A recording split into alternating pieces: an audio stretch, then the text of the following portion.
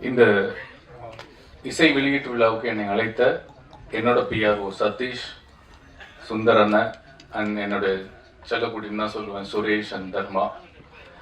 அவங்க தான் என்னை கூப்பிட்டாங்க. எனக்கு இந்த படத்தை பற்றி எதுவுமே தெரியாது. அதுக்கப்புறம் இந்த படத்தோட ஹீரோ வந்து எனக்கு கால் பண்ணாரு. அவரும் எனக்கு வந்து ஒரு வருஷத்துக்கு முன்னாடி ஒரு இந்த மனநிலை பாதிக்கப்பட்டவங்க, உடல்நிலை பாதிக்கப்பட்டவங்களுடைய ஒரு நிகழ்வுல நான் வாலண்டியரா ஒர்க் பண்ணிட்டேன். அவரும் ஒரு வாலண்டியரா வந்திருந்தார். 2 நாள் 3 நாள் அங்கே தங்கி அவங்களுக்கு நாங்கள் வந்து அவங்கள ஹாப்பியா வச்சுப்போம், அவங்களுடைய திறமைகளை வந்து வெளிக்கொண்டு வரதுக்கு ஒரு காம்படிஷன் மாதிரி வச்சு இதெல்லாம் பண்ணும்போது அங்க பழக்கமானோம். தினேஷ் இன்னைக்கு ஒரு மிரட்டலான ஒரு ஹீரோவா பாக்குறேன், சந்தோஷமா இருக்கு. அண்ணன் சொன்ன மாதிரி, பேரரசன் சொன்ன மாதிரி அந்த பெட்ரூம் சீன் சூப்பருங்க. இல்ல உண்மையிலேயே அதான் எல்லாருக்குமே அது எல்லாரும் கடந்து வந்திருப்பாங்க. காதல் செய்தவர்கள் கடந்து வந்திருக்கணும் அது இல்லையா? அது மாதிரி அது ரொம்ப நல்லா பண்ணி கல்யாணத்தை பண்ணிட்டு எப்படி தயங்குவாங்க மாஸ்டர்? ஓகே, அதனால ரொம்ப ரொம்ப நல்லா பண்ணியிருந்தீங்க. மியூசிக்கை பத்தி பேசணும்னு மாஸ்டர் பேசிட்டாரு, ஹீரோ பத்தி பேசணும்னு நினைச்சேன், டைரக்டர் பேர் சார் பேசிட்டாரு, கேமராமேனை பத்தி பேசணும்னு நினைச்சேன், இன்னொருத்தர் பேசிட்டாரு. எல்லாரும் பேசணும்னு நினைச்சது நான் பேசணும்னு நினைச்சது அவங்க பேசுனதுனால அதை எல்லாத்தையுமே நான் வழிமொழிக்கிறேன். அந்த அளவுக்கு உங்களுக்கு திறமை இருக்கு, பேச்சுக்காக இல்ல. இன்க்ளூடிங் அந்த ஆர்டிஸ்ட் ஆனந்த பாண்டியன் எல்லாருக்குமே என்னுடைய மனமார்ந்த வாழ்த்துக்கள். இந்த படத்துல ஒர்க் பண்ண அண்ட் அதை தாண்டி இங்க வந்து ஒரு சந்தோஷமான நிகழ்வு என்னன்னா, ஒவ்வொருத்தரும் வரவங்க எல்லாரையும் பாராட்டுறாங்க. கணேஷ் சாரா இருக்கட்டும், கசாலி சாரா இருக்கட்டும், மாஸ்டரா இருக்கட்டும், சம்பத் அண்ணனா இருக்கட்டும், சுபாஷ் அண்ணன், எல்லாருமே. சுபாஷ் அண்ணனை வந்து நான் ஒரு போராட்ட காலத்துலதான் முதல்ல சந்திக்கிறேன். இவர் பத்திரிகை நிருபரா தெரியும். ஒரு போராட்ட காலத்துல நானு அண்ணன் டிராபிக் ராமசாமி என்னென்ன நாங்க எல்லாமே சேர்ந்து ஒரு போராட்டத்துல போலீஸ் எதிர்த்து பயங்கரமா கோஷம் போட்டுட்டு இருக்கோம். அப்போதான் அண்ணன் ரொம்ப என் மனசுக்குள்ள நெருங்கி வந்தாரு. சோ ஒருத்தருக்கு ஒருத்தர் மாறி மாறி அந்த பாராட்டுகளை இந்த பத்திரிகை முன்னாடி, கேமரா முன்னாடி சொல்லும் போது உண்மையிலேயே மன நிறைவா இருக்கும். எனக்கு நிறைய படங்கள் நான் பண்றது இல்லை. இந்த ஜெகமே தந்தத்துக்கு அப்புறம் படங்கள் பண்றது இல்லை. அதுக்கு காரணங்கள் சில உண்டு. ஆனா இந்த நான் நடிகனா உணர்ற இடம் வந்து இந்த பிரசாத் லேப் மட்டும்தான். நீங்க மட்டும்தான் உங்க முன்னாடி ஒரு குட் ஆக்டர்னு பேர் வாங்கணுன்றது மட்டும்தான் எனக்கு ஆசையா இருக்கும். அப்கோர்ஸ் ஆடியன்ஸ் கைத்தட்டுறது வேற. உங்களை மாதிரி கிரிட்டிக்ஸ், உங்களை மாதிரி பத்திரிகையாளர்கள் தம்பி ஒரு படம் பார்த்து நல்லா இருக்குன்னு சொல்றது கேட்கறதுக்கு, பேப்பர்ல பாக்குறதுக்கு தான் எனக்கு ரொம்ப ஆர்வமா இருக்கு. இந்த இடத்துக்கு வர்றதுக்கு, இந்த கேமரா முன்னாடி, இந்த பிளாஷ் முன்னாடி நிக்கிறதுக்கு அவ்வளவு சந்தோஷமா இருக்கும். அதெல்லாம் தாண்டி இப்போ ஒரு படத்துக்கு வந்து மற்றவங்களை பாராட்டும் அந்த குணம் வந்து உண்மையிலே இங்க எல்லாருக்குமே சூப்பரா இருந்தது. இந்த பாசிட்டிவிட்டி, இந்த வைப்னு சொல்லுவாங்களே, ரொம்ப அழகா இருக்கு. இந்த வைப், ஒட்டுமொத்த வைப்பும் உங்க படத்துக்கு மிகப்பெரிய ஒரு பிளெஸிங்ஸ் அப்படின்னு நான் சொல்லுவேன். யாது மாதிரியான டீமுக்கு பிளெஸிங் சொல்லுவேன். அண்ட் என்னோட அண்ணன் நண்பர் அப்புக்குட்டி, அவரை பத்தி நான் சொல்லி ஆகணும்.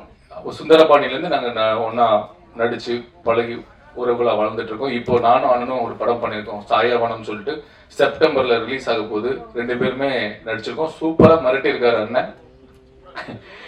அதான் அதனால அண்ணா வந்து எவ்வளவோ கஷ்டம் இருந்தா கூட நிறைய புதுமுக இயக்குநர்களுக்கும் புதுமுக நடிகர்களுக்கும் ஒரு பெரிய பிரிட்ஜா இருந்து, ஒரு பாலமா இருந்து அவர் நிறைய படங்கள் நடிச்சு கொடுத்திருக்காரு. உண்மையிலே ஹேட்ஸ் ஆஃப் டு யூ அண்ணன். வாழ்த்துக்கள். தினேஷ், மறுபடியும் இந்த படத்துல ஒர்க் பண்ண எல்லா டெக்னீஷியன்ஸ்க்கும் என்னுடைய மனமார்ந்த வாழ்த்துக்கள். இதை நான் ஒரு விஷயம் தான் பேசிட்டு போகணும்னு நினைச்சேன். ஆனா மாஸ்டரும் இன்னொருத்தரும் யாரோ பேசினவங்க அரசியலை பத்தி பேசுனதுனால நான் ஒரு விஷயம் பேசுறேன். விஜய் அண்ணா எகைன், இந்த படம் எப்படி எனக்கு தெரிய வந்துச்சு அப்படின்னா, இதுக்கப்புறம் நான் தேடி பார்க்கும்போது இந்த போஸ்டர் தான் பார்த்தேன். இந்த மாதிரி இலவசமே இருக்கக்கூடாது, தமிழக முதல்வர் ஆணை அப்படின்னு சொல்லி போட்டு எனக்கு பயங்கரமா, அதாவது விஜய்ன்னு சொல்லி போட்டிருந்தார் அந்த நியூஸ். கட்டிங் வந்து எனக்கு சரியா இப்ப ஞாபகம் இல்ல, பதட்டத்துல. இலவசம் இருக்கக்கூடாது, தலைவர் விஜய், தமிழக முதல்வர் விஜய் அப்படின்னு போட்டிருந்தது. வாவ், நான் பார்த்தேன், வாவ் சூப்பர் அப்படின்ட்டு நான் உடனே ட்வீட் பண்ண போனேன். அப்புறம் பார்த்தேன் என்னடா அப்படின்னு கீழே பார்த்தா தமிழக முதல்வர், ஒருவேளை கீழே வந்து 26 போட்டு இருந்துச்சு. ஆஹா, இது என்ன ஏதோ ஒரு தப்பா இருக்கு, நம்ம ட்வீட் பண்ணக்கூடாதுன்னு சொல்லிட்டு பின் வாங்கிட்டேன். அப்புறம் அதுதான் விஷயம் இந்த படத்தை உலகம் முழுக்க கொண்டு போய் சேர்ந்தது. ஏன்னா தளபதி விஜய் என்பது வெறும் பெயர் அல்ல, 1 கோடி தமிழ்நாட்டில் இருக்கக்கூடிய 1 கோடி மக்களின் உயிர். அதுல நானும் ஒருத்தன். நான் மிகைப்படுத்தி பேசல. நான் 50 படங்கள் நடிச்சிட்டேன், தமிழ், மலையாளம், தெலுங்கு 3ல. ஆனா எனக்கு சௌந்தரராஜா இப்படி ஒரு நல்ல நடிகை நல்ல மனுஷன் அப்படின்னு சொன்னது விஜய் அண்ணா பேசினதுக்கு அப்புறம் தான் எனக்கு இவ்வளவு பெரிய வெளிச்சம் கிடைச்சது. என் பெயருக்கு உயிர் கொடுத்தது தளபதி விஜய் அண்ணா. அதனால நான் அவரை பத்தி நான் சொல்ல வரல, அவரோட பழகினதுனால சொல்றேன். நான் இப்போ இந்த 2 வருஷமா தமிழ்நாடு ஃபுல்லா இல்லாம உலக நாடுகள் ஃபுல்லா நான் சுத்திக்கிட்டு இருக்கேன். தமிழகர் மட்டும் இல்லாம உலக தமிழர்கள் மனதில் ஃபுல்லாவே விஜய் அண்ணா வாழ்ந்துட்டு இருக்காரு. இன்னும் அடுத்த 2026 மாஸ்டர் நம்பிக்கையில இல்ல மாஸ்டர் உறுதி. சோ 8 கோடி மக்கள் மனதிலும் இருக்கக்கூடிய உயிர் தான் எங்கள் தளபதி விஜய். சோ அந்த இலவசம் என்பது எனக்கும் பிடிக்காது. இலவசத்தை கொடுத்து கொடுத்து நிறைய சோம்பேறித்தனம் பண்ணி வச்சுட்டாங்க.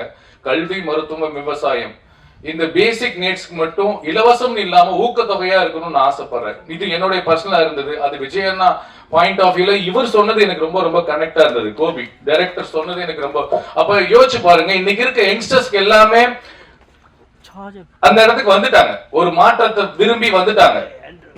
அது துணிச்சலா சொல்றதுக்கு துணிச்சலா செய்யறதுக்கு வந்துட்டாங்க. ஏன்னா நான் உங்களுக்கு முன்னாடியே போட்டேன் தலைவா, நான் 2024 போட்டேன், முதலமைச்சர் போட்டுட்டு என் வீட்டுல இருக்கு, நான் வெளியேத்தல. என் நண்பர் சொன்னார் வேணாண்டா போடாது, அது நாகரிகமா இருக்காதுன்னு சொன்னதுனால நான் வெளியே போடல.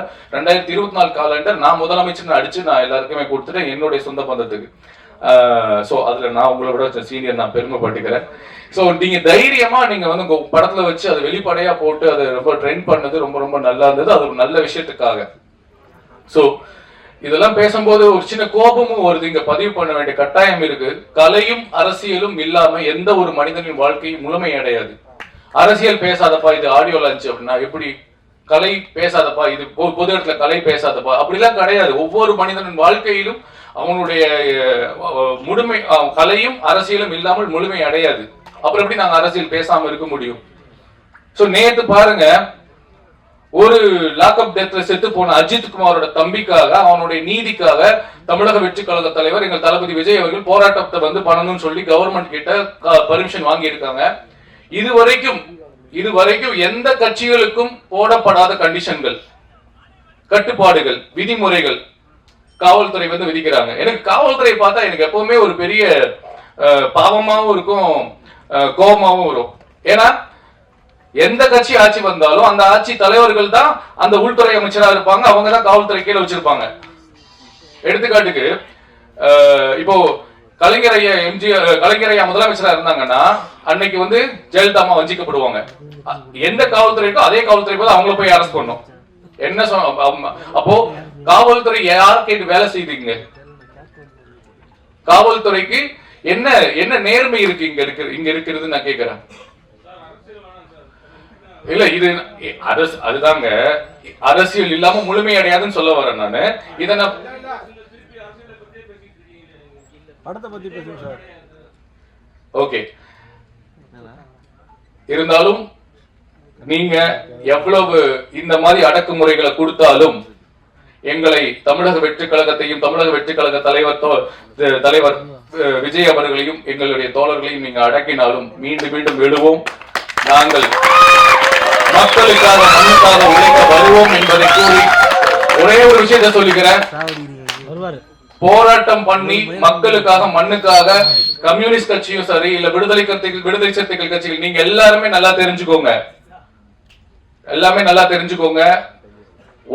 நீங்களும் எங்களோடு சேர்ந்து கைகோர்த்து வந்தால் ஒரு மிகப்பெரிய நல்ல மாற்றத்தை, தமிழ்நாட்டுக்கான மாற்றத்தை எங்கள் தலைவர் தமிழக வெற்றி கழக தலைவர் தளபதி விஜய் கொடுப்பார் என்று கேட்டுக்கொண்டு, தாழ்மையாக கேட்டுக்கொண்டு வாய்ப்புக்கு நன்றி கூறி விடைபெறுகிறேன். நல்லதே நினைப்போம், நல்லதே விதைப்போம், நல்லதே நடக்கும். நன்றி, வணக்கம்.